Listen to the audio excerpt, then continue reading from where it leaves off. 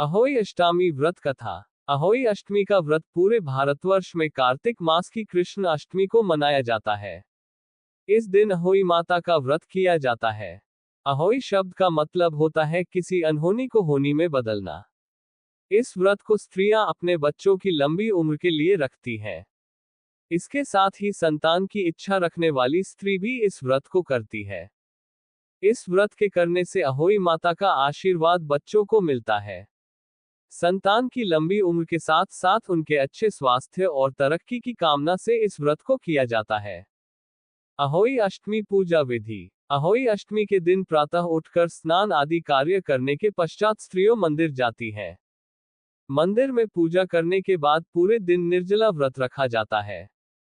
सायंकाल में पूजा की जाती है जिसमें महिलाएं दीवार पर पेंटिंग करके या मिट्टी की सेई की मूर्ति बनाती हैं। सेई के बच्चे भी बनाती हैं। इसके साथ ही कुछ महिलाएं चांदी की मूर्ति जिसमें 2 मोती पड़े हो भी बनाकर पूजा करती हैं, जिन्हें स्याऊ कहा जाता है। तारों को देखकर पूजा शुरू की जाती है। पूजा करने के लिए पहले उस स्थान को आटे से पूरा जाता है, अर्थात रंगोली बनाई जाती है। अहोई माता की पूजा के लिए एक लोटे में जल भर कर रखा जाता है। धूप दीप से जलाकर माता की कथा श्रवण की जाती है। उसके बाद तारे और चांद को देखकर अर्घ दिया जाता है। सास या अन्य किसी बुजुर्ग महिला को खाना और कुछ दान देकर उनका आशीर्वाद लेते हैं। उसके बाद व्रत खोलकर भोजन ग्रहण करते हैं। रात्रि के समय भजन कीर्तन अवश्य करना चाहिए। गांव में एक साहूकार था, उसके 7 पुत्र व 1 पुत्री थी। 7 पुत्रों की 7 बहुएं भी थीं। दिवाली से घर लीपने के लिए 7 बहुएं अपनी नंद के साथ मिट्टी खोदने जाती हैं। साहूकार की बेटी जहां मिट्टी खोद रही थी वहां स्याहू शाही अपने बच्चों के साथ बैठी थी। उसकी बेटी की खुरपी से स्याहू का एक बच्चा कटकर मर गया।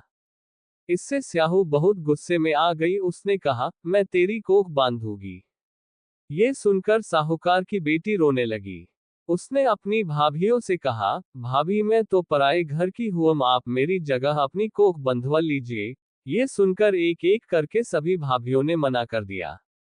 सबसे छोटी भाभी अपनी कोख बंधवाने के लिए तैयार हो गई। उसके बाद छोटी बहू को जो भी पुत्र पैदा होता वह 7 दिन में मर जाता। इस तरह 7 पुत्रों के मरने से बहुत दुखी हुई। एक दिन उसने पंडित जी सुरही गाय की सेवा करने से वह प्रसन्न हो जाती है और छोटी बहू को लेकर स्याहू को ढूंढने चल देती है। बहुत चलने के बाद दोनों थक जाती हैं और एक जगह आराम करने के लिए रुक जाती हैं।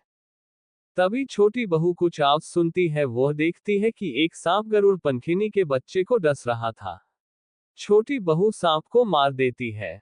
कुछ देर में गरुड़ पंखिनी वहां आ जाती है। वह खून देखकर समझती है कि इस औरत ने मेरे बच्चे को मार दिया। वह उसे चोंच से घायल करने लगती है। तभी छोटी बहू उसे सच्चाई बताती है कि उसने तो उसके बच्चे की जान बचाई है। ये खून तो सांप का है। ये सुनकर गरुड़ पंखिनी बहुत खुश होती है और उन दोनों को अपने पंजों में पकड़कर स्याहू के पास पहुंचा देती है। सारी बात जानकर स्याहू बहुत खुश होती है। उसे 7 पुत्रों और 7 पुत्रवधू का आशीर्वाद देती है, जिससे छोटी बहू के 7 पुत्र जिंदा हो जाते हैं। कुछ समय बाद छोटी बहू के 7 पुत्रों का ब्याह हो जाता है। उनके घर में 7 बहू बेटे आराम से रहने लगते हैं।